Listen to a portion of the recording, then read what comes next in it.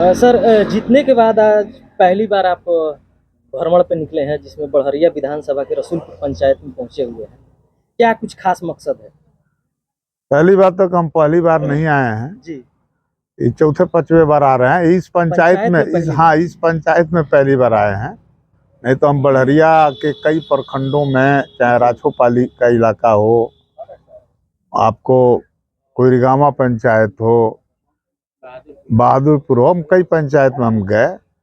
एक एक करके मेरी कोशिश है जी। कि जनता के बीच हम जाएं।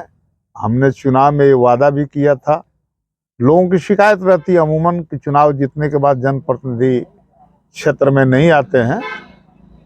हमारी कोशिश है कि हम कम से कम पंचायत में एक बार हम जरूर जाएं, साल में लोगों से मिलें, लोगों की समस्याओं को सुनें, उसकी निदान की कोशिश करें। उसी क्रम में आज बड़हरिया विधानसभा क्षेत्र के रसूलपुर पंचायत में हम आए हुए हैं। अभी हम शेखपुरा भी गए थे, गिरधरपुर भी गए थे, यहाँ भी आए हैं। इसके बाद बाबूहाता भी जा रहे हैं, एक आध जगह और बड़हरिया मार्केट में भी जाएंगे और लोगों से मिलते जुलते फिर हम सिवान निकलेंगे। सर, सिवान का एक मुद्दा है, बहुत दिनों से चुनाव में भी महत्वपूर्ण रहा, सिसवन ढाला। सिसवन ढाला का तो हो ही गया है ना, सब वहाँ प्रशासनिक स्वीकृति मिल गई है। रेल विभाग ने, रेल मंत्री की तरफ से लेटर भी आ गया है, स्वीकृति मिल गई है। और देखिए वो टेंडर की प्रक्रिया में है।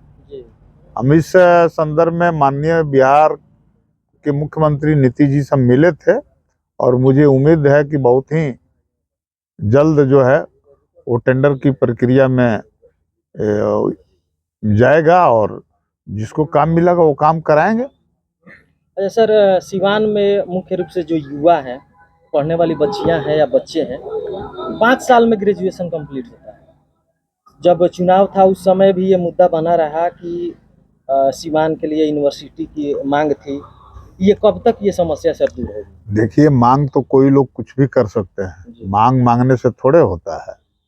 ये बात सच है कि भाई जेपी यूनिवर्सिटी में बहुत लंबा ग्रेजुएशन करने में 5 वर्ष लग जा रहा है, पीजी करने में भी 4 साल। हाँ, वहाँ सबसे पीछे जेपी यूनिवर्सिटी है। शिकायत सिर्फ आपके मीडिया के माध्यम से नहीं, हम लोग खुद ही महसूस कर रहे हैं।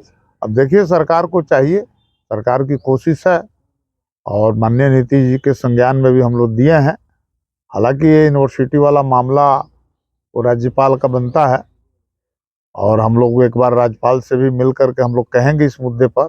और खास करके सिवान के लोग और छपरा के लोग जेपी यूनिवर्सिटी से परेशानी में हैं और यहाँ के बच्चों का भविष्य थोड़ा डार्क दिखता है। बहुत समय लग जा रहा है, लेकिन हम लोग प्रयास कर रहे हैं और सरकार ने भी नए ढंग से शिक्षा व्यवस्था को सुधारने की कोशिश कर रही है और मुझे उम्मीद है कि अभी समस्या का समाधान हो जाएगा। सर, लास्ट सवाल मेरा, शराबबंदी को लेकर सिवान में देखा आपने पिछले महीने, फिर ये पिछले सप्ताह में भी घटनाएं हुई। आप क्या सोचते हैं सर? देखिए, ऐसा है, शराबबंदी तो ठीक ही है ना, अमूमन शराबबंदी होना चाहिए। लेकिन देखिए, आप सिर्फ कानून बनाने से किसी समस्या का सिर्फ समाधान नहीं हो जाता है, इसके लिए अवेयरनेस की जरूरत होती है। तो हमारी सरकार लोगों के अंदर एक जन जागरण भी पैदा कर रही है कि मद्य निषेध की तरफ लोग बढ़ें।